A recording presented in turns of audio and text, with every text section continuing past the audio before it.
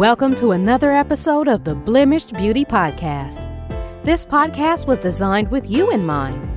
If you're ready to erase the norm and embrace the truth, come pull up a chair, grab a journal, and tell a friend that your favorite Jersey girl is back with another episode. So let's get into it.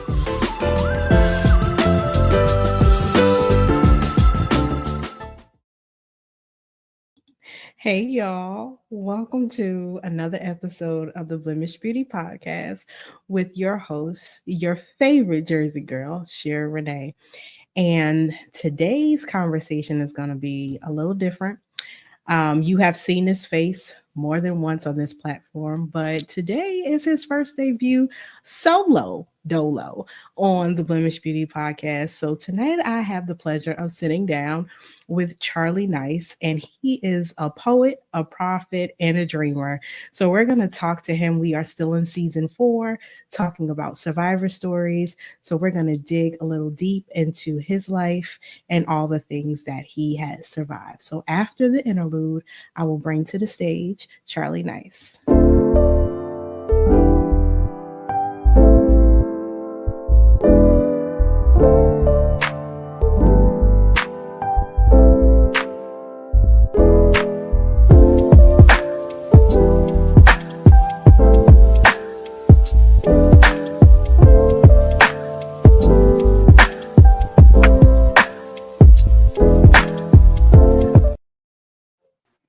Hey, Charlie. Hey, Shira. How you doing? I'm all right. How you doing tonight? I'm good. How do you feel being on here without any other people? You're on here solo dolo. How you doing? I feel weird. Ain't nobody to the left, nobody to the right, nobody up top. So Oh, we're going to take it easy on you. Start off by telling the people who you are and what do you like to do? well, hello everybody out there in podcast land. My name's Charlie Nice. I'm a 40-year-old dad, you know what I'm saying? I got 2 boys, love them. 15 and 9, they kill me, but you know what I'm saying? Gotta love the kids. I'm a poet. I write poetry in my spare time. By the bundles, baby. I got my times where I got my slumps, but then when the words hit me, I gotta put them on paper. You know what I'm saying? I'm just your average Joe, you know, cool off of social media. You know what I mean? So if you run into me, say hi. I'm gonna say hi back to you. So, when did you start writing poetry? I'm not gonna lie to you. Around 8, 9 years old, my elementary school had a poetry contest, and I just entered it. And I wrote a poem, and from there, I was just on it, just writing here. But then I slowed down. You know what I mean? I guess I had a writer's block or something like that. I don't know why I slowed down, but then around the age of 15, everything just started hitting me all over again, and I was just writing. I was writing poetry for myself. I was writing poetry for people. You know, just writing. Had something to write about, I guess. So you was what do they call it? A ghostwriter? Something like that? Yeah, basically, pretty much writing love letters and shit. Getting people out of trouble. Yeah. So we are in season 4, and season 4 is all about survivor stories. And, usually, unfortunately for the men, they don't believe that you guys go through anything. You guys don't, survive anything. You're just built for it tough. Y'all not supposed to cry. Y'all supposed to be just, vibrato and strong. But I know personally, but the people don't know. You have definitely survived some things. So, was your poetry, did it have anything to do with some of the things you survived, or was it just stuff straight off the dome? I mean, you could say 50-50. Sometimes I would go through stuff and I'll write it down on paper. And then sometimes I would just go through it just to go through it, sup it up, teach us a lesson not to do it again. So, what are some things, or maybe one thing that you have survived, either growing up or in your adult life, that you would like to talk about? Whew. There's many stories, but this one kind of haunts me to this day. It's about my dad. Basically, last time I saw my dad, I was 8 years old. You know what I'm saying? So, I mean, it it was a man in my mom's life who, tried to take care of me, but the way how you try to love me was through abuse, because you abused her too. You abused everybody.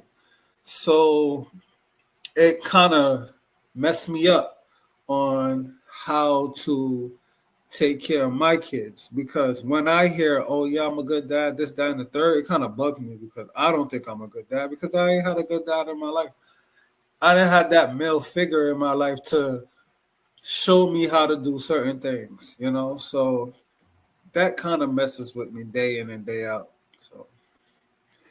So with your dad not being around, is that one of the reasons why you're so gung ho with being present for your children now, because you know what that absence feels like? Most definitely. Like I can't leave my boys, man. I can't. I want to be there every day. Like even when like it's a meeting at school or anything like that, I hear like I'm going, because I want to know what's going on with my boys. You know what I'm saying? I ain't had that, and I'm not gonna rob them of that. You know what I'm saying? So I gotta be there. Do you feel like I know a lot of us, our community, we don't know about abandonment issues or rejection issues. Do you feel, now that you're older and hindsight being 2020, do you feel like you have dealt with that because of, the lack of um, your father being there, his presence? Do you feel like you've dealt with rejection or abandonment issues growing up or current? Um, to tell you the truth, I would shrug it to the side. I won't let it bother me. I mean, I would, but then again, I'll be like, you know what? Tomorrow's another day. I just can't sit here and sup up and be like, damn, why he don't love me, or why he not here. I just can't sit here in one place. The wheels in the sky gonna keep on turning. I gotta turn with it. I'm not about to sit here and be, just sucked up in sorrow, pain, and hurt. I gotta live for another day. So I would hurt for a couple of days or so, and then I'll get up and shrug it off and keep on moving. I'm glad that you said that, because usually when we hear about daddy issues or, the absentee feeling of a father, is usually with girls. So, me personally, that I struggle with that. I deal with that, with my dad not being around the way that I want him to be around. Yeah. So that kind of definitely makes you hover a little more over your children, because you know what it's like to not have that presence, right? So Yeah. do you feel like, since he wasn't around, how did that affect your dating? Because you being a man and you saying he wasn't around to show you like man things, do you think that affected you personally as a man, like growing up and dating? I mean, I had like my cousins and them, because I was a shy kid, and my cousins and them, they used to push me like to talk to females over there. Like, yo, man, nigga, you cute, nigga. You can talk to any girl. You know what I'm saying? Like, don't be scared. You know what I mean? So I had people there to like guide me through dating, and my moms too. My mother would see me in the street talking to a girl. Oh, don't bring her in the house. She for the street. Keep her in the street. She can't come up in my house. You know what I'm saying? Like, I'm West Indian. You know what I mean? So it's like my mother saw that. You know what I mean? My mother ain't having that. Oh no, she's spending the night. She gotta go home. Gotta go home now. I'm like, no, you gotta go. For real. Like, crazy. I love it. I want you to tell the people, because I know the story, but I want you to tell the people how you got the name Charlie Nice. So she was talking about people pushing you and talking to girls. I want you to tell the people how you got the name Charlie Nice. Well, all right. So basically, it's like two stories. I was Charlie Brown like 3 years. Well, my name is Charlie Brown. Basically, I used to have that name, but it was this guy in the hood.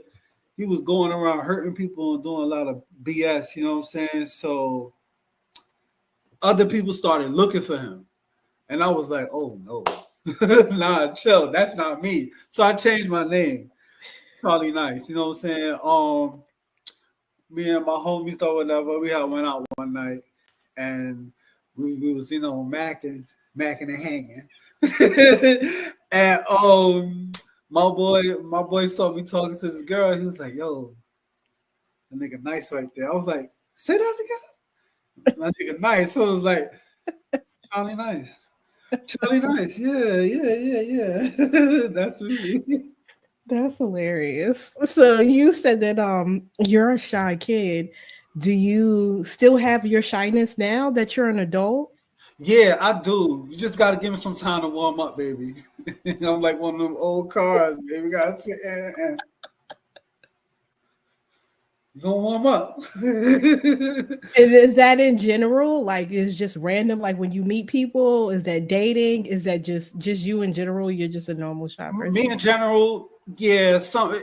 It depends. It depends on the situation. It depends on the situation. If it's for dating, yeah. If it's for like anything else, I don't know. It gotta be how the day going. Because sometimes I'll go straight into it, or if not, I'll just be sitting there like playing double dutch. In your mind, battling in your mind. Should I say something? What should I say? Should I not say this? Or should I say that? And get it. So,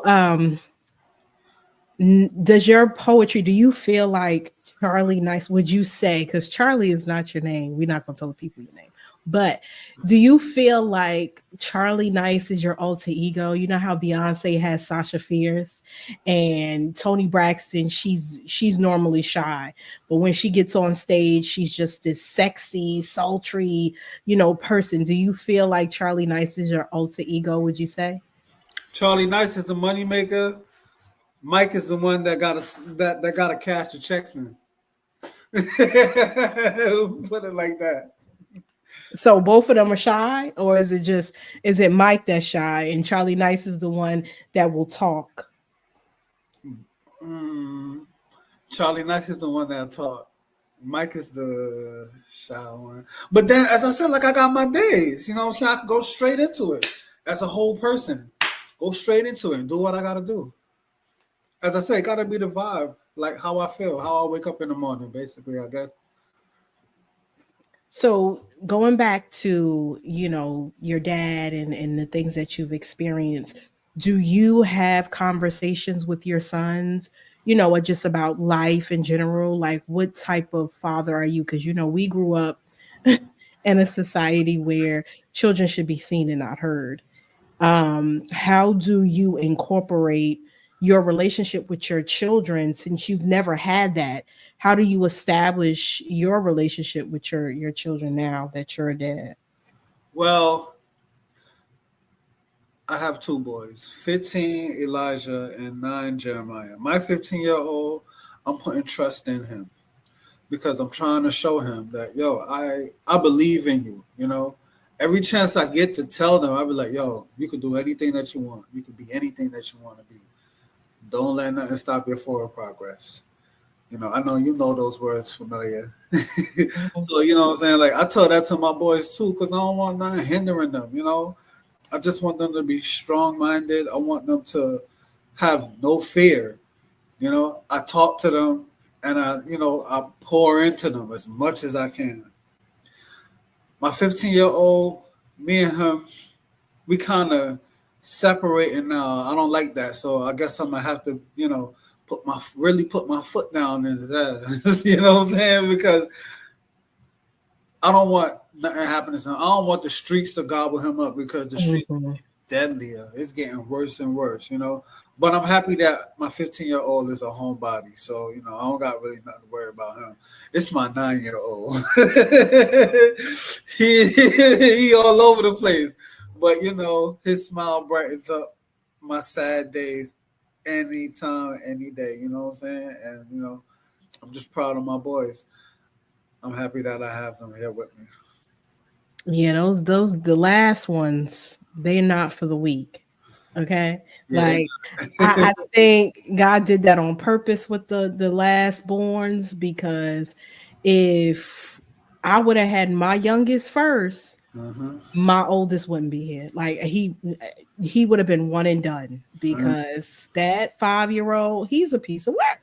So I can only imagine, like, but yeah, it's good to have that feeling with your kids. You know, I can relate to that. Nikki, she talks about her, shout out to Breaking the Silence podcast. Shout She out to talks about me. her grandson all the time. You know, I think for people that have grown up like we grown up, it is an amazing feeling to have those little representations of us to keep us pushing and keep us going because we didn't have that growing up. So having that now, you know, adults still need villages just like children. Yeah. And you know, it's good to have them as motivation. And I'm sure that they know the type of dad you are and they appreciate the type of dad you are because a lot of dads aren't around. So I know that they are very appreciative to have you just a phone call away, Yeah. both the 15 Of and the course. year old. Yeah. So do you feel like your 15-year-old, do you feel like he is paying attention to what you say? Because our children, for some reason, don't believe that we were ever their age. And I know there's some things that you probably seen, like, okay, I've been through this. I've been 15. I know what you're going through. And he probably look at you like, Yeah, yo, he give me that lost look. I mean, even if I gotta beat it in his head 5, 10, 15 times a day, I'm just trying to get my point across. Like, I've been through this before. I know where you was at. Why you think you're here? I'm 40 years old. You want to see my ID? Like, I've been here already. You know what I'm saying? So I'm trying to let you know, if you do it my way, it's gonna go smooth, nice and easy. mm-hmm. Don't do it your way, it's gonna be the hard way, and then you're gonna learn. Do you ever have moments when you're talking to, because this happens to me all the time. You ever have moments when you're talking to your children and you hear your mother? Like Yeah. something. Oh my goodness. Hell yeah. That West Indian come out. What? All the time. Because I ain't gonna lie to you. I was the hardest kid.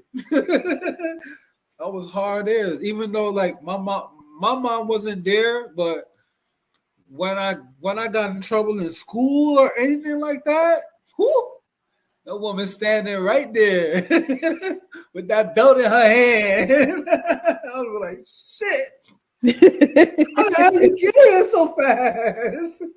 Don't worry about that, sweetheart. She's there. Right. Word is born. I definitely see, like, I'll hear things that I've said, and I'm like, oh my God, I sound like Yeah, my I sound just like mother. my mom. Like, then I just be like, I just start laughing because it amazes me how, you know, history repeats itself. I think I was talking to Nikki on her show, and we was just talking about certain things growing up. Oh, we was talking about church and just going to church and having to listen to them hymnals, and then now that you're an adult, those words and the lyrics in the hymnals, you actually understand, and you're just like, oh, it hits a little different now that you're older. So hopefully when the boys get older, they will understand, because we didn't understand at their age, but we understand now, especially having the type of mothers that we had. Do you ever have conversations with your mom now that you're a parent? Has that strengthened your relationship? Because I know for me, now that I'm a mom, I give my mom more grace because I understand, you know, some of the things our parents do. Like you said, your mom wasn't around because she worked, right? Mhm. So growing up, you probably felt some type of way that she wasn't there. But now that you're older, you understand that that was a sacrifice that she had to make to take care of you. So do you guys have conversations now that you're a parent? You have those one-on-one adult conversations where you tell her, like, I understand, Ma, I got you. Like, Hell I yeah, yo. I'll be talking to my mom like, yo, I don't know how you dealt with us. Cause we was a piece of work and I got 2 pieces of work, you know what I'm saying? But yeah, man, I talked to my mom about it, and she sees my struggle or whatever, but she pushes me and telling me, yo, don't stop fighting. Don't stop fighting. because you got it, because I had it. So, you got it too. You're a piece of me. So, you got it, Michael. Keep working, keep working, keep working. I'm like, yeah, man. Yeah, yeah, yeah. Then she'll just give me that look like, I'll be like, all right, all right, all right. Damn, right. Like, all right, you keep talking trash. She gonna show up again. Yeah, you know what I mean? Like she looked right through me on that one. I'd be like, all right, mom, I got it, y'all got it. But I love that she said that to you. She said you got a piece of me. Because if you feel like she was the epitome of strong, right? Mm-hmm. Or she was this great thing, if you even have a piece of that, you know what I mean? That should be enough to keep you going when your days feel tough. And then you should, in progress, tell your boys the same thing, because not only do they have a piece of you, but they have a piece of her. So it's like, on those days when I'm pretty sure these 15-year-olds now, they have it way worse than we did. Yeah. Their loads are really heavy, because when we were in school, the stuff that we did stopped the end of school day. Exactly. Now they have social media. So the bullying is in the cyber world now. You can text, everything is like in a nanosecond. So the level of stress is way worse than what we thought stress was. Yeah. Bullying is not the same like we had it. The bully, you would see them again the next day, but they could still be bullied even after school. And then like it's just really, really terrible. Yeah, but I asked my 15-year-old if he was being bullied in school. He was like, "Nah, Dad, ain't nobody messing with me." I was like, "Yeah, that's what I'm talking about." Just such a man. That's such a man answer. And then my 9-year-old, I'm like, "Yo, anybody bullying you? You all right?" He's like, "Yeah, Dad. You know who I am? I'm the prince, baby." I'm like, "All right, cool. All right." But you have to do check-ins because they internalize a lot of things. Yeah. And they will tell us. So, if we ask, I'm pretty sure we have the type of children that will tell us. But, if we don't ask, they'll just internalize it. So it's good that you have the constant dialogue. So does your poetry now for you, because you said you had a stint when you started at 8, then when you were 15, you was just like writing. Now that you're 40, how is your writing process now? Do you still write, or is it slow? How is it? Tell you the truth, it's like I would get these urges, and I'll be at work, stuff come to me, and I'll just start writing. I'll have to stop myself because I'll write my damn shift off. But when I read my stuff now and I look at my poetry from back then, I will be like, wow, back then I was powerful as hell. Now, to me, it's very bland.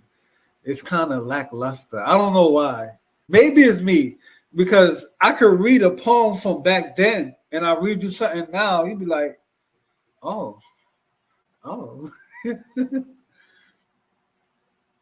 So do you think maybe, well, I would, I have a visual.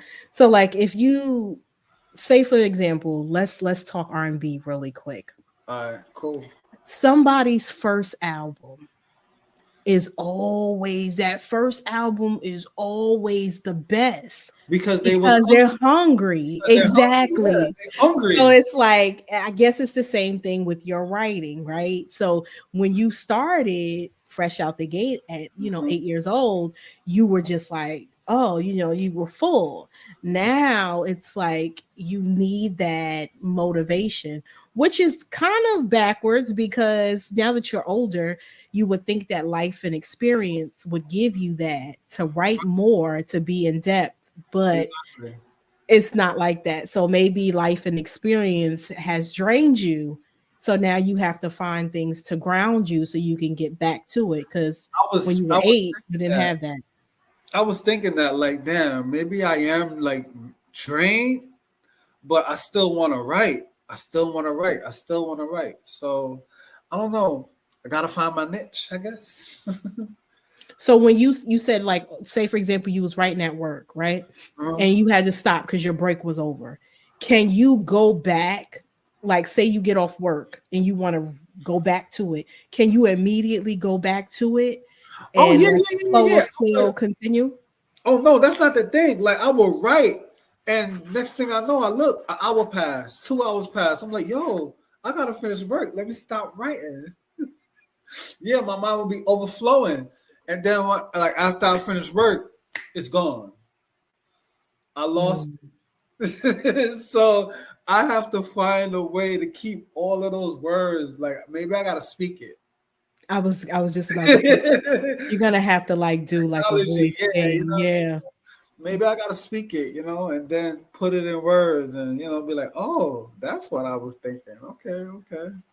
You're gonna have to do voice text and just do it in your notes and just write it down, or while you're working, do like a video and just record yourself and just get it all out. And then when you get home in time, then you can write it out on paper. Yeah, that's what you're gonna have to do. That's what I'm gonna start doing too. So now this is Nikki's favorite part of the episode. This is the last statement.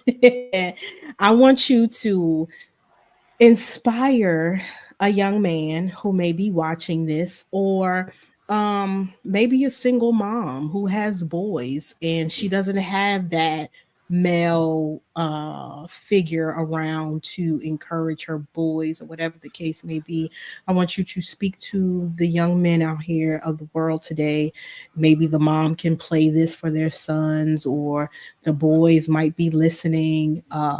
Just something that you would have told yourself, your younger version, when you were 15 and you was writing. Give the people a little mentoring from you now compared to how you was when you were 15. Okay, sounds like a lot, but let me see if I can catch everything. If I could tell my 15-year-old something, well, if I was 15, well, I see my 15-year-old self, I'll tell him, like, you could do it. You're going to make it. Everything going to be all right. Just don't second guess yourself. You're smart enough to do what you got to do, so do it. For my sons, I love y'all. Y'all know daddy here, one call away, all day, every day, I'm going to show up, drop everything. For my single moms out there, I'm sorry that you're going through what you got to go through, your other half was a dick. And like, just take care of your kids the best way you can. You got to put those dad pants on. All right, cool, go ahead. Don't complain. Do what you got to do, man. Don't give up. Because you don't want your kids going out in the streets and then the streets got to raise them, because if the streets raise them, they're going to end up in two places, that jail cell or that coffin. And no, you ain't going to want that. That's a waste of time. You know what I mean? You can find me on Facebook, Charlie Nice, or you can find me on IG, Product of the 718. All right.